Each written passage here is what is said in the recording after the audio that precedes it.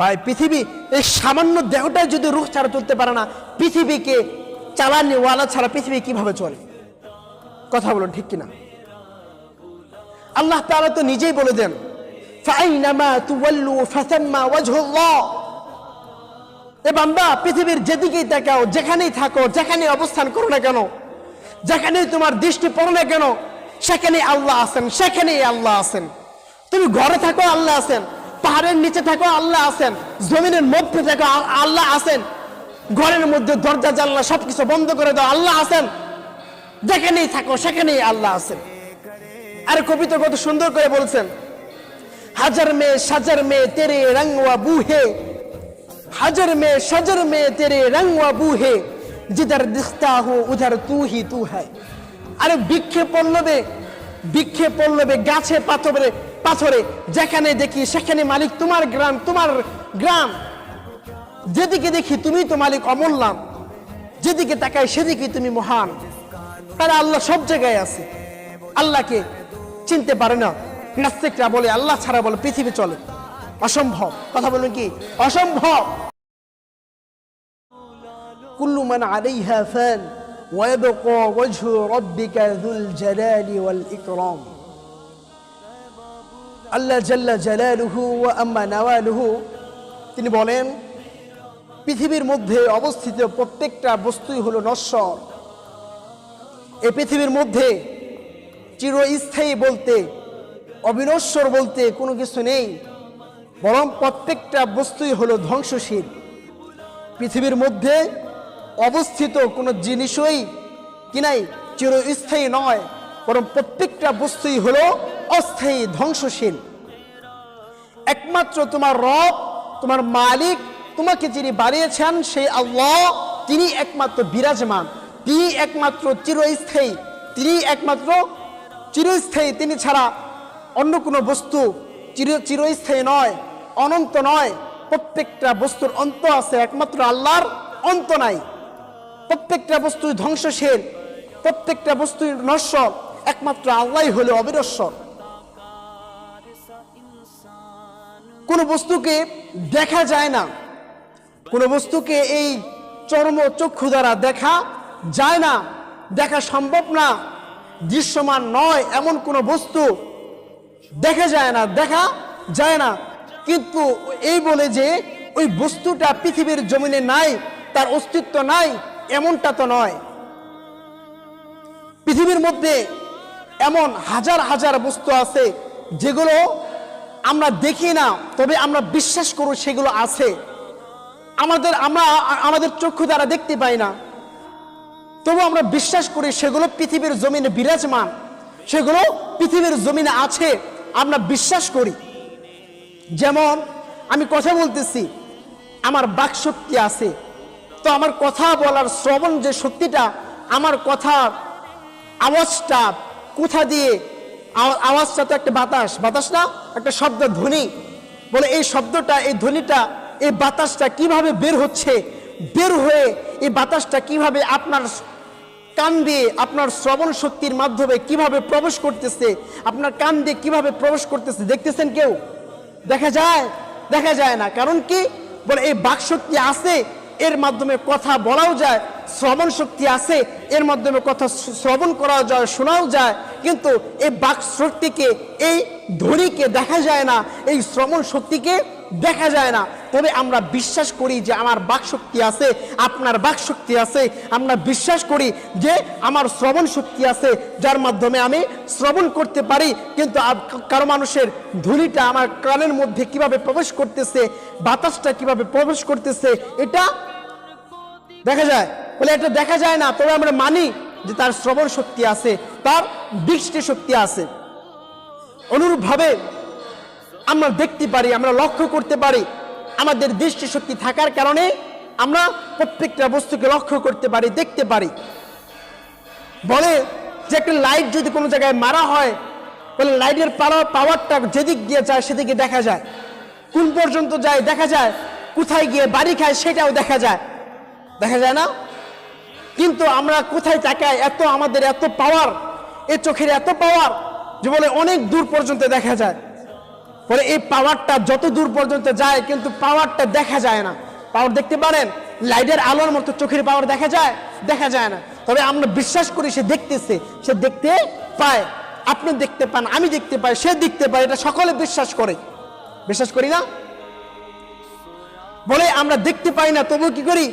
বিশ্বাস করি। তেমনি ভাবে এই দেহের মধ্যে প্রত্যেকটা বস্তুকে দেখা যায়। দেখা যায় না? দেহের প্রত্যেকটা বস্তুকে দেখা যায় না? যন্ত্রের মাধ্যমে, মিশিং এর মাধ্যমে দেখা যায়। হ্যাঁ, এখন তো পেটের মধ্যে কি আছে দেখা যায়। পেট কেন বলে? পিত্তথলির মধ্যে কি আছে এটাও দেখা যায়। ফুসফুসের মধ্যে কি চলতেছে, কি অবস্থা দেখা যায়। লিভারের মধ্যে কি হইতেছে দেখা যায়। হ্যাঁ, দেখা যায় না? বলে ক্যান্সার হচ্ছে পেটে দেখা যায়। ফুসফুসের মধ্যে কি হয়েছে দেখা যায়। পিত্তথলির মধ্যে পাথর জমছে কিনা দেখা যায়। শরীরের মধ্যে পানি আছে কিনা, অন্য কিছু আছে দেখা যায়। বলে স্কিনার আছে, স্কিন করলে সবকিছু বাইর হয়ে যায়। দেখা যায় না? সব দেখা যায়। কোথায় রক্ত চলতেছে, রগের ভিতর দিয়ে কি চলে, রক্ত চলাচল করে, এটাও দেখা যায়। বলে সব চলে। কিন্তু এই শরীরটার মধ্যে যেটা মেন, যেটা সবচেয়ে বড় শক্তিশালী, সেটা কি? রূহ। সেটা কি ভাই? রূহ। বসে রুহের মাধ্যমেই তো শরীর চলে ভাই। কি বলে হাতটা চলতেছে কেন? হাতের মধ্যে রূহ আছে এই জন্য হাত চলে। কথা ঠিক আছে না? বলে হাতের মধ্যে রূহ আছে এই জন্য হাত চলে। পা চলে কেন? এই পায়ের মাধ্যমে চলাচল করতে পারে কেন? বলে পায়ের মধ্যে রূহ আছে এই জন্য চলাচল করতে পারে। এই জিহ্বা দ্বারা কথা উচ্চারিত হচ্ছে কেন? জিহ্বার মধ্যে রূহ আছে এই জন্য উচ্চারিত হচ্ছে। এই দিমাগ উপলব্ধি করতে পারে, বুঝতে পারে, চোখ দেখতে পারে, এ কান শ্রবণ করতে পারে। কেন? বলে এর মধ্যে রূহ আছে। রূহ থাকার কারণে এই পা চলতেছে, এই হাত চলতেছে, এই দিমাগ অনুধাবন করতেছে, এই চোখ দেখতেছে, এই কান শ্রবণ করতেছে, এই জিহ্বা কথা বলতে পারতেছে। বলে সমস্ত কিছুর একটা মাধ্যম, একটা মূল, সেটা কি? রূহ। বলে রূহের মাধ্যমে সমস্ত কিছু চলতেছে, এই বডিটাই চলতেছে, সমস্ত শরীরটাই চলতেছে, জিসিমটাই চলতেছে। বলে কেন? রূহ আছে এই জন্যই চলে। রূহ যদি না থাকে, বলে পা চলবে না, হাত চলবে না, পা চলবে না, দিমাগ অনুধাবন করবে না, চোখে বন্ধ হয়ে থাকবে, দেখবে না, কান শ্রবণ করবে না, জিহ্বাও কথা বলবে না। একেবারে শরীরটা কি হবে? একেবারে নিস্তেজ হয়ে যাবে, দুর্বল হয়ে যাবে, কোনো কিছু করতে পারবে না। মানুষের বরত্ব থাকবে না, মর্যাদাও থাকবে না। বলে জীবিত মানুষ মৃত বলে আখ্যায়িত হবে। বলে একজন মানুষ সম্মানিত, তাকে এখন প্রেসিডেন্ট ডাকা হয়। বলে সে তার মধ্যে রূহ আছে এই জন্য তাকে প্রেসিডেন্ট বলা হয়। রূহটা চলে যাক তাকে মাইয়াক বলা হবে, তাকে মৃত ব্যক্তি বলা হবে, তাকে মাইয়াক বলা হবে। নাকি বলেন? তাকে মাইয়াক বলা হবে না? তাকে মাইয়াক বলা হবে। বলে কেন? তার মধ্যে রূহ নাই এই জন্য তার পাওয়ার নাই। বলে সমস্ত কিছু শরীরে পাওয়ার, সমস্ত কিছু পাওয়ার কিসের মাধ্যমে? বলে রুহের মাধ্যমে। কিসের? রুহের মাধ্যমে। এই রুহটা হলো মানুষের চালিকা শক্তি।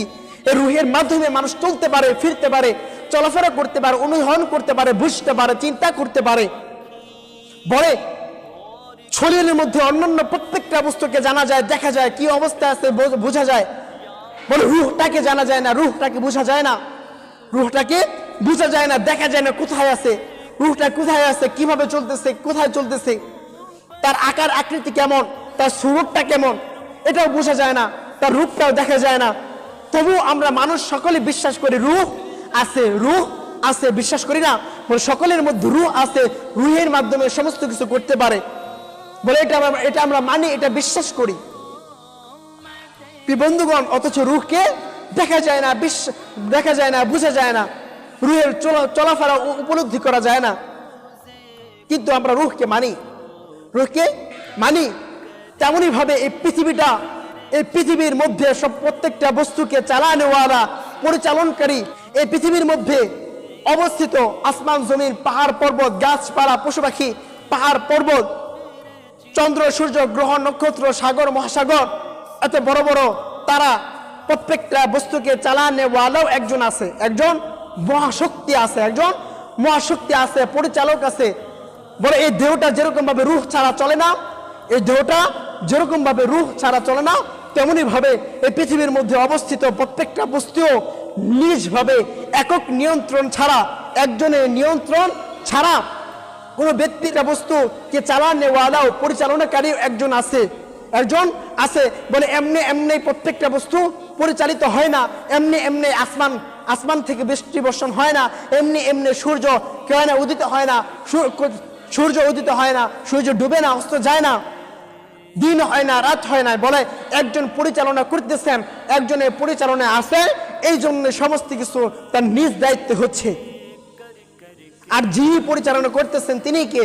আল্লাহ। তিনি আল্লাহ, তিনি সমস্ত কিছুকে বানানেওয়ালা, তিনি সমস্ত কিছুকে পরিচালনকারী।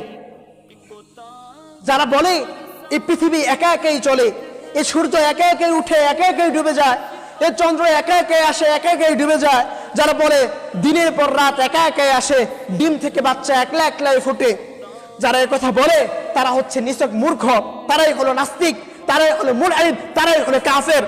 আর ওই সমস্ত কাফেররা হলো সবচেয়ে বড় মূর্খ, যারা আল্লাহ তাআলাকে চিনতে পারলো না, যারা এটা বুঝতে পারলো না যে আসমানকে পরিচালনাকারী একজন আছে, জমিনকে পরিচালনাকারী একজন আছে, চন্দ্র গ্রহ নক্ষত্রকে বানানেওয়ালা পরিচালনকারী একজন আছে, এই পৃথিবীর মধ্যে অবস্থিত প্রত্যেকটা বস্তুকে পরিচালনকারী একজন না একজন আছে।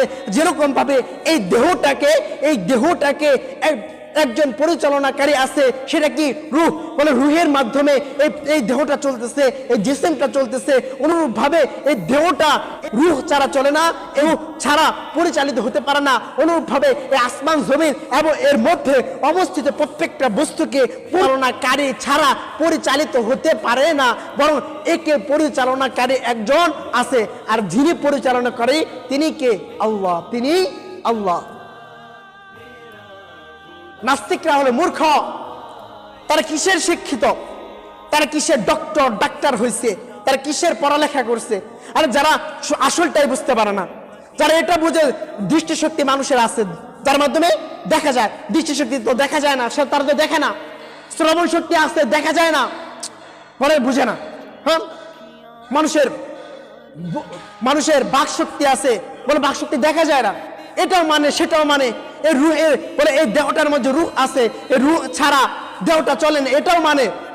তবে এটা মানতে পারো না যে আসমান পৃথিবীকে চালানেওয়ালা একজন ছাড়া, আল্লাহ তাআলা ছাড়া পৃথিবীকে একজন পরিচালনাকারী যিনি পরিচালনা করছেন, তার পরিচালনা ছাড়া পৃথিবী পরিচালিত হতে পারে না। এটা তারা বিশ্বাস করতে পারে না।